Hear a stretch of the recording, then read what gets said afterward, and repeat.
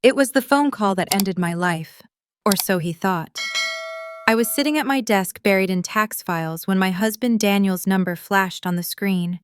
There was no hello, no warmth, just a voice dripping with ice and arrogance. I just inherited $800 million. Pack your things and get out of my house, you're done. He didn't just want a divorce. He wanted to erase me. He wanted me gone before the money hit his account, so he wouldn't have to share a single cent of his new empire. He sent a security team to my office to confiscate my car keys in front of my coworkers. He thought he was humiliated me. He thought he was discarding a useless wife. But when I got home to the empty house and saw the divorce papers waiting on the dining table, I didn't scream. I didn't tear them up. I picked up a pen, and for the first time in years I smiled. I signed my name with a steady hand. Daniel thought he had just won the lottery, but he made a fatal miscalculation. He forgot that for 12 years I wasn't just his wife, I was the one who handled the paperwork. And he had no idea that the inheritance he was bragging about came with a secret condition, one that required my signature to unlock. He thought he was kicking me out. He didn't realize he was handing me the keys to his destruction. Keep watching, because what happens next isn't just revenge, it's a masterclass in justice. You won't believe who ends up on their knees. My name is Alicia Vance, a 46-year-old senior tax consultant who has spent the last 2 decades untangling the complex financial webs of the ultra-wealthy.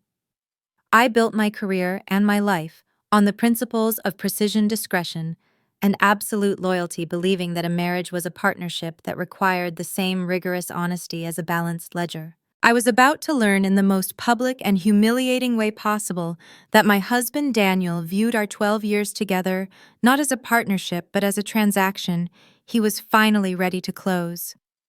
The betrayal didn't happen in the privacy of our living room. It happened under the fluorescent lights of my firm in the middle of the busiest week of tax season. The hum of the office died down instantly when 2 large men in dark, ill-fitting suits marched past the receptionist and stopped directly at my desk. They weren't police, and they certainly weren't clients. They were private security contractors. My colleagues, people I had mentored and shared coffee with for years, froze, their eyes darting between me and the intruders.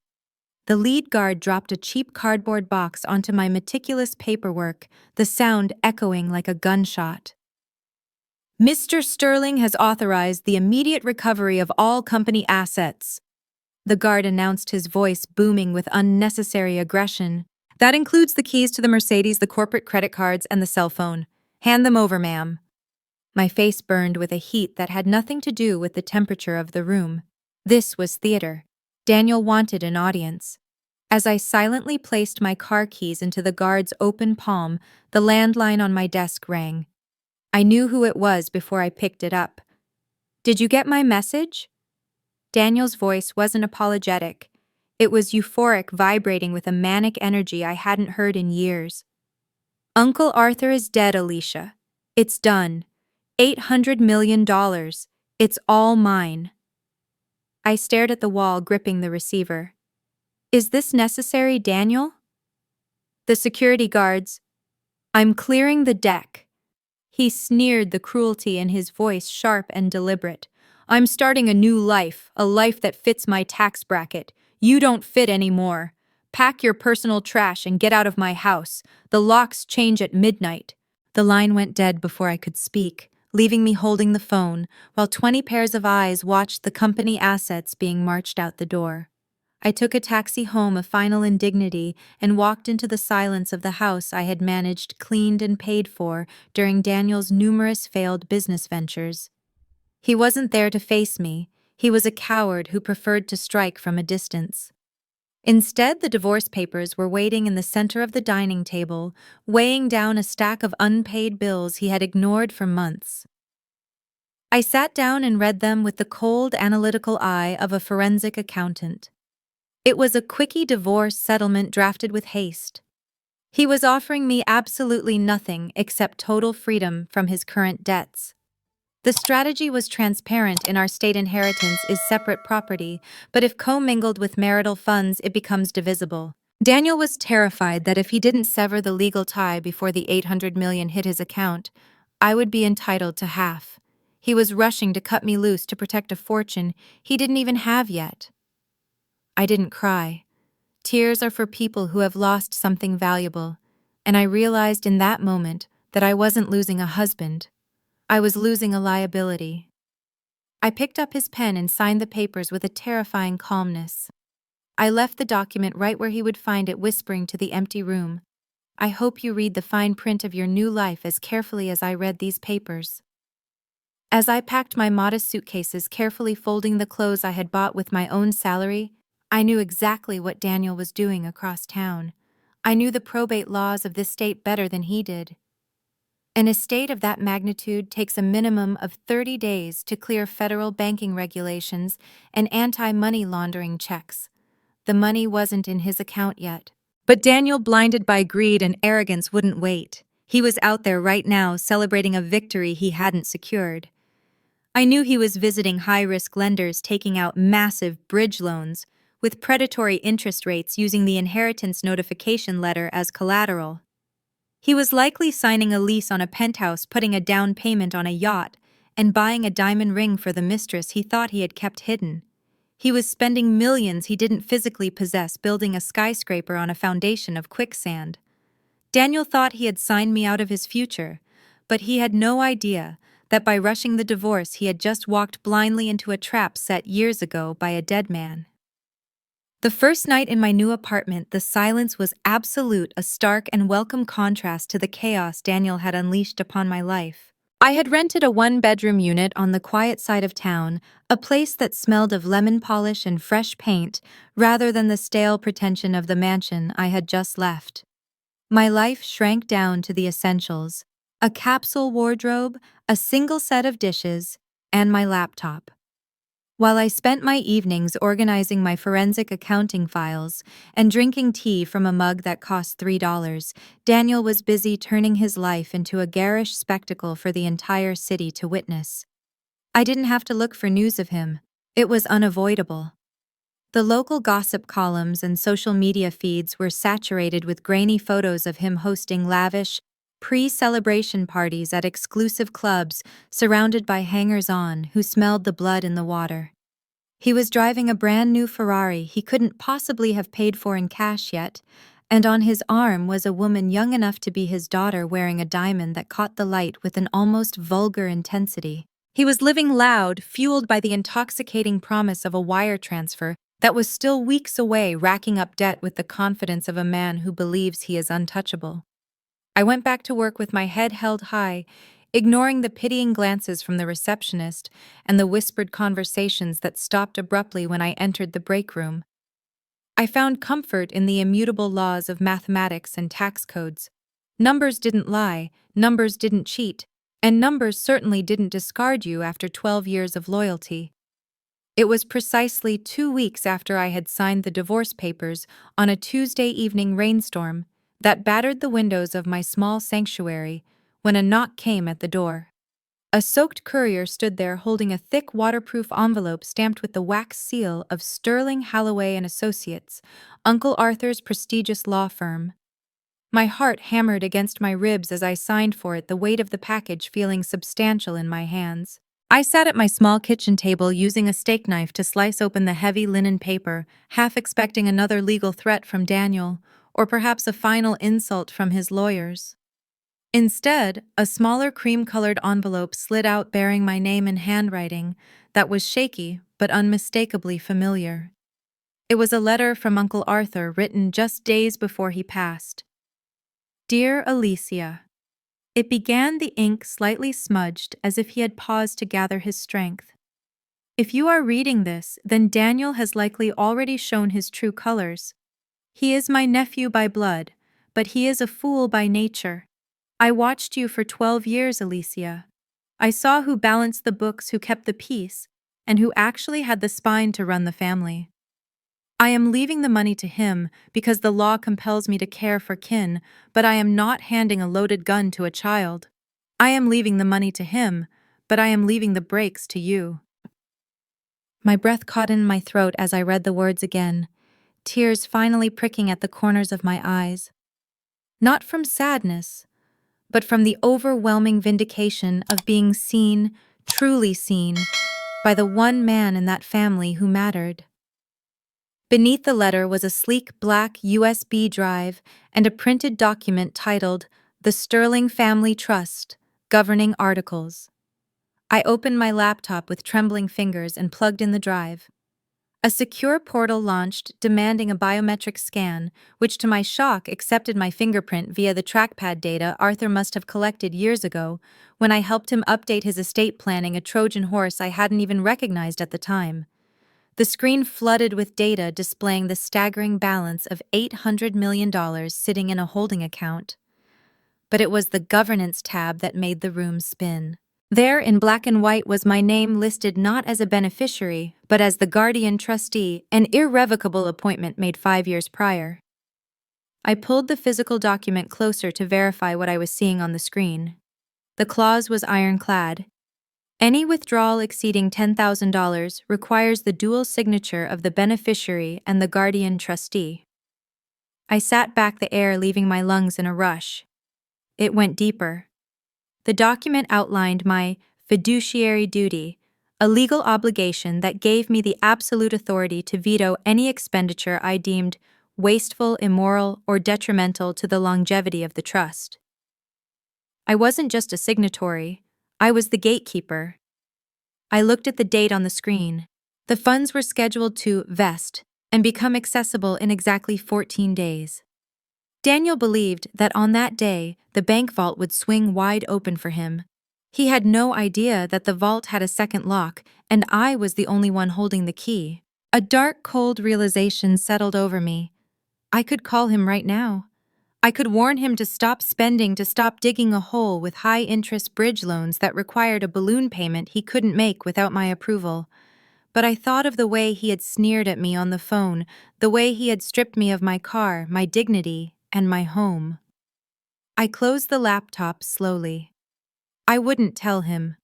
I would let him spend every single day of the next 2 weeks buying things he couldn't afford, cementing his financial ruin. Daniel was busy popping champagne on a yacht he couldn't afford, unaware that the woman he just discarded was the only person in the world with the code to the vault. The final 24 hours before the scheduled transfer felt less like the passing of time and more like the slow, hissing burn of a fuse attached to a stick of dynamite. I spent that last day in my small apartment, surrounded not by party guests, but by the glowing screens of my monitors tracking the digital footprint of my ex-husband's self-destruction. While I sat in silence, Daniel was busy orchestrating his grand finale, a grotesque event he had actually titled the Freedom Party. He had rented a sprawling estate on the cliffs overlooking the ocean, a property that cost $50,000 for a single night, money he had borrowed at predatory rates just days prior. Through the social media feed of a former friend who couldn't resist documenting the spectacle, I watched the live stream of my own erasure. The estate was crowded with people who had never known Daniel when we were struggling to pay our mortgage, sycophants drawn to the smell of sudden wealth like moths to a bug zapper. At the center of it all was Daniel holding a magnum of champagne, his face flushed with alcohol and triumph. And clinging to his arm, draped in a silver dress that looked more like liquid than fabric, was Jessica. She was 25 years old, a yoga instructor he had met at the gym 3 weeks ago, now being introduced to the cheering crowd as the future Mrs. Sterling. I watched unmoved as Daniel raised his glass for a toast that made my stomach turn. "To upgrading," he shouted, his words slurring slightly as he gestured to the yacht anchored offshore, and then to the woman beside him. "And to my ex-wife Alicia, who is probably at home right now, clipping coupons and wondering how to pay her electric bill. Here's to leaving the dead weight behind." The crowd roared with laughter, a sound that should have hurt, but instead it only solidified my resolve. He wasn't just celebrating his new life. He was spitting on the 12 years I had spent building the foundation he was standing on. But beneath the glitz and the noise, a much darker reality was festering, one that only I could see from my vantage point as a forensic accountant. While Daniel was playing the billionaire playboy, his phone was vibrating incessantly in his pocket, a detail the cameras missed, but the data confirmed. I was monitoring the public filings and UCC liens, and the picture they painted was catastrophic. The high-risk lenders he had courted men who didn't operate through traditional banks and certainly didn't forgive late payments were getting impatient. I could see the inquiries pinging his credit report every hour. He had borrowed against the inheritance letter not once, but 3 times, stacking leverage on top of leverage to fund the ring, the rental, and the yacht deposit. The hole he had dug was now $5 million deep. If the money didn't flow the moment the bank opened the next morning, he wouldn't just be broke, he would be destroyed. These creditors wouldn't just send angry letters, they would come for blood. Despite his cruelty, a lingering fragment of my professional ethics compelled me to offer him one final slender lifeline. It was a test, perhaps, to see if there was any shred of the man I once loved left inside that tuxedo. I composed a formal email to Daniel and his lawyer, a man named Mr. Henderson, who was already mentally spending his commission check. I kept the subject line dry and urgent, compliance notice regarding Sterling Trust. The body of the email was brief and deliberately cryptic, designed to trigger a pause if they had any sense of caution. I strongly advise you to review Section 4, Paragraph C of the Trust Agreement regarding moral conduct and fiduciary oversight before attempting any transactions tomorrow. The terms are stricter than you anticipate. It was a warning shot, a chance for them to ask a question, to hesitate, to realize that $800 million rarely comes without strings. I waited.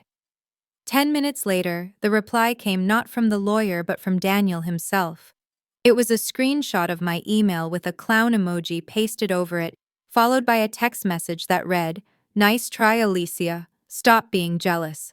My lawyer says you're just trying to scare me because you're bitter. I'm blocking this number. Don't call me when I'm rich." I stared at the screen, the final door closing between us. He had chosen his path. He had laughed in the face of the only person trying to save him from annihilation. I closed my laptop and turned off the lights, sleeping more soundly than I had in weeks. The sun rose on the day of the transfer with a blinding clarity, and across town, Daniel put on his best suit, smoothed his hair, and walked into the bank, feeling like a king, never suspecting he was actually walking to the gallows. The First National Bank of the city was a fortress of polished marble and hushed conversations, a place where money wasn't just currency, but a religion. And on the morning of the transfer, Daniel walked into it as if he were the high priest. I arrived 15 minutes later, entering through a private side entrance reserved for high-net-worth administrators, escorted by the bank's senior compliance officer. I wasn't wearing the worn-out cardigan and sensible slacks Daniel was used to seeing me in. Instead, I wore a tailored charcoal suit that cost more than my first car, a remnant of my life, before I shrank myself to fit into his. I carried a leather portfolio, not a purse, and as I waited in the anteroom adjacent to the VIP suite, I could hear the muffled sounds of celebration leaking through the mahogany doors. Corks were popping, glasses were clinking. Daniel's voice boomed above it all, bragging to the room about the penthouse he was going to buy that afternoon, blissfully unaware that the pen he was holding was about to run out of ink. Inside the conference room, the atmosphere was thick with greed and premature victory. Daniel sat at the center of the long table, Jessica perched on the arm of his chair, like a trophy he had already purchased. His entourage, a mix of sycophants, his spineless lawyer, Mr. Henderson, and a few high-end real estate agents, hoping to close a deal, surrounded him. The bank manager, Mr. Thorne, a man with the weary expression of someone who had seen too many fortunes lost to stupidity, cleared his throat to get the room's attention. The laughter died down, replaced by an expectant silence. Daniel leaned back, spreading his arms wide.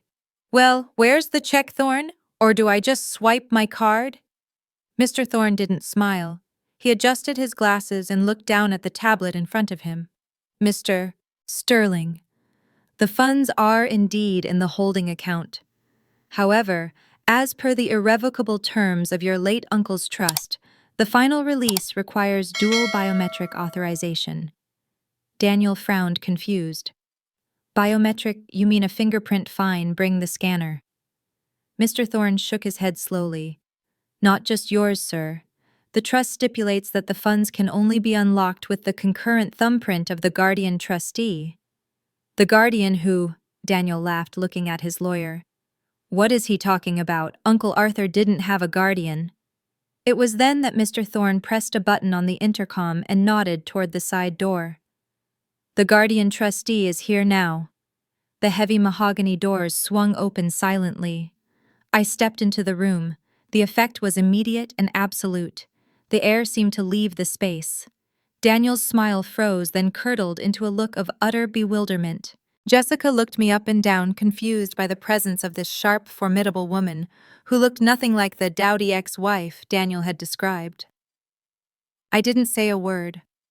I walked past the stunned lawyers and the gaping real estate agents, the click of my heels on the marble floor the only sound in the room. I took the empty leather chair at the head of the table, the seat of authority, and placed my portfolio down with a deliberate, heavy thud. What is she doing here? Daniel finally sputtered, standing up, his face flushing a dangerous shade of red. This is a private meeting. Get her out of here.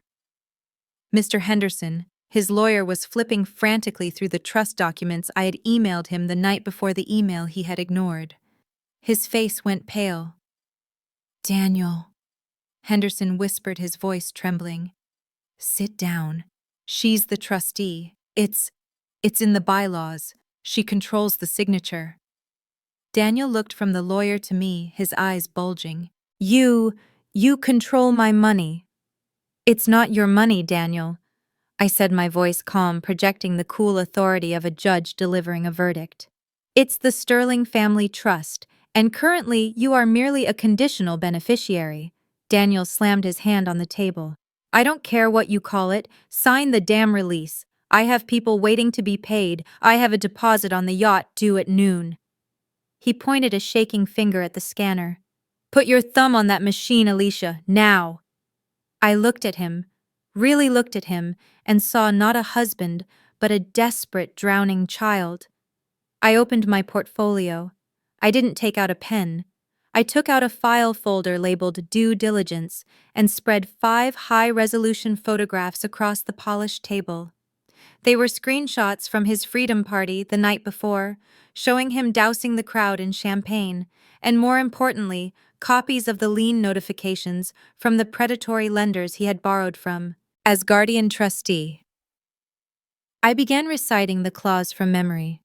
I am bound by fiduciary duty to preserve the principle of the trust against waste, fraud, and mismanagement. I pointed to the photo of the yacht. A $5 million boat is a depreciating asset. I pointed to the loan documents. Borrowing at 40% interest is financial incompetence. I looked him dead in the eye. And publicly slandering the trustee while funding a lifestyle you cannot afford falls under the moral conduct clause. Therefore, I am exercising my right to veto. I pushed the scanner away from me. Request denied. You can't do that, Daniel screamed, lunging forward before his lawyer held him back. I owe them money. They'll kill me. Then perhaps you shouldn't have spent money you didn't have, I replied, closing the folder. The trust will not be used to clean up your mess. At that exact moment, the vibration of phones began to buzz against the table like a swarm of angry hornets. One by one, the real estate agents checked their screens, saw the transfer rejections, and quietly packed their bags, slipping out of the room. Mr. Henderson looked at his phone, saw his retainer hadn't cleared, and closed his briefcase. But the most chilling sound was Daniel's own phone. It began to ring with a harsh, demanding tone, the specific ringtone he had set for the loan shark. He stared at it in horror, the blood draining from his face as the reality of his position crashed down on him. He wasn't a millionaire. He was destitute, and he was cornered. He turned to Jessica, his eyes pleading for some kind of support, some reassurance that she was still with him, even without the millions. Jessica looked at the frozen bank account on the screen, seeing the "access denied" in bold red letters. Then she looked at the vibrating phone signaling dangerous debts. She looked at Daniel sweating and terrified, and then she slowly, deliberately uncurled her fingers from his arm and let go of his hand. The collapse of Daniel's empire didn't take weeks. It took exactly 48 hours for the facade of his new life to crumble into dust. After the disaster in the bank conference room, the wolves didn't just circle the house, they kicked down the door. The high-risk lenders he had borrowed from were not the type to send polite overdue notices or file civil lawsuits. They were men who operated in the shadows, enforcing their contracts with threats that left bruises. I stayed in my quiet apartment, watching the inevitable implosion from a distance, my phone silent, while his likely rang off the hook with terrors I could only imagine. It wasn't until 2 o'clock in the morning on the second night that the final surrender arrived.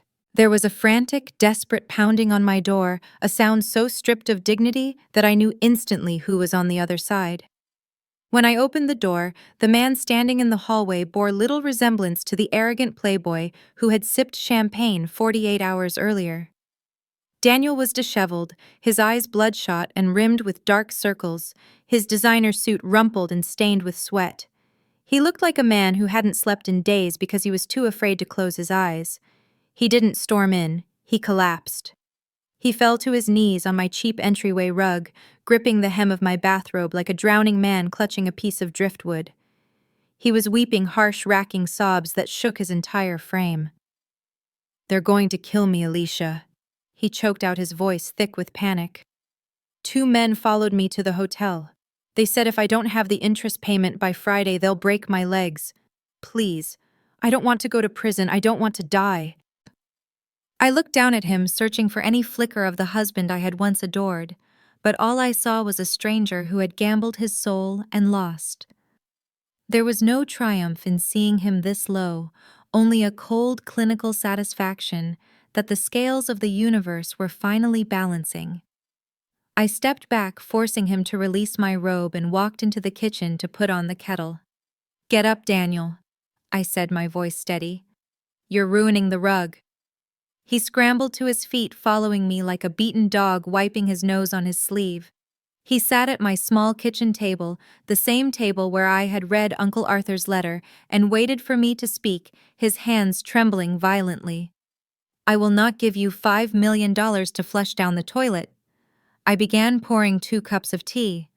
"However, as the guardian trustee, I have an obligation to protect the Sterling family name from the scandal of a homicide or a prison sentence. Uncle Arthur wouldn't want his legacy stained by your incompetence." Daniel nodded frantically, hope sparking in his eyes. "So you'll sign? You'll release the funds? I will pay the debts directly to the creditors." I corrected him, sliding a legal pad across the table. "But in exchange, you are going to agree to a restructuring of your lifestyle. You are insolvent, Daniel, and insolvent beneficiaries do not live in penthouses." I laid out the terms of his surrender, and with every sentence I watched a piece of him wither away. The conditions were absolute. He was to surrender the lease on the luxury apartment immediately. The Ferrari he had put a deposit on was gone. The designer watches, the custom suits, the club memberships, all of it was to be liquidated to reimburse the trust for the interest payments. But the final blow was the living arrangement. I had already located a studio apartment for him in a drab industrial part of the city, a place with thin walls and a view of a brick alleyway. "You will move in there tomorrow," I stated, pushing the pen toward him. "And you will receive a weekly stipend of $500 for food and essentials. All other expenses must be submitted to me for approval in triplicate. If you deviate from this budget by 1 cent, I cut you off completely." He stared at the paper, his mouth opening and closing in disbelief. $500, Alicia, I can't live on that. That's poverty." "That's reality," I replied, taking a sip of my tea. "You wanted to be a rich man without the work. Now you're a child on an allowance. Sign it or face the men waiting outside your hotel." He signed. He signed away his autonomy, his pride, and his freedom, trading them for safety under my supervision. He effectively became my dependent, a ward of the wife he had tried to discard. The final indignity came the next morning as he sat in his new cramped apartment surrounded by cardboard boxes. He was waiting for his phone to ping, hoping for a message from Jessica, the future Mrs. Sterling, who had sworn her undying love just days before. When the message finally came, it wasn't a comfort. It was an eviction notice from his fantasy life. I heard about the allowance, the text read brutal in its brevity. I don't date projects. Good luck with your ex-wife. That was it. No goodbye, no tears, just the cold calculation of a woman who realized the ATM was broken. Daniel sat alone on a second-hand mattress I had approved for purchase, staring at the wall. He had wanted to be the king of the world, free from my boring influence. Instead, his greed had turned time backward, reducing him to a sulking teenager waiting for his mother to deposit his pocket money. He had lost everything, but in the silence of that studio apartment, a dangerous resentment began to curdle in his gut. Daniel thought he could wait Alicia out, that eventually she would tire of the game, so he decided to try one last, desperate act of betrayal to steal back the control. For 6 agonizing months, I lived the life of a glorified prison warden, shackled to the very man I had tried to escape. Managing Daniel's existence under the allowance arrangement wasn't the victory I had imagined. It was a slow, grinding exhaustion of the soul. Every Tuesday, I had to review his pitiful receipts for groceries and subway fare, auditing his life to ensure he wasn't slipping money to loan sharks or buying contraband luxury items. I was still his wife in every way that mattered, his bookkeeper, his mother, his conscience, and he was still the heavy anchor dragging behind my ship, preventing me from sailing into open waters. I thought I had him controlled, but resentment is a powerful fuel, and Daniel had been burning it quietly in his cramped studio apartment, waiting for a lapse in my vigilance.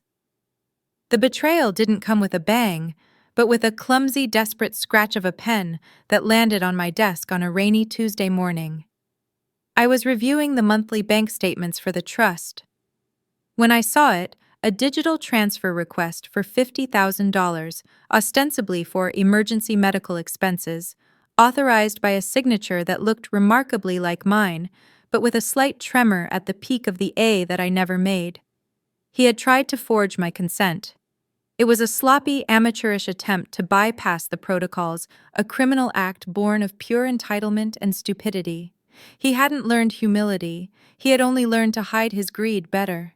As I stared at the forgery, the realization hit me with the force of a physical blow. As long as I held the leash, I was just as tied to him as he was to me. I wasn't his jailer.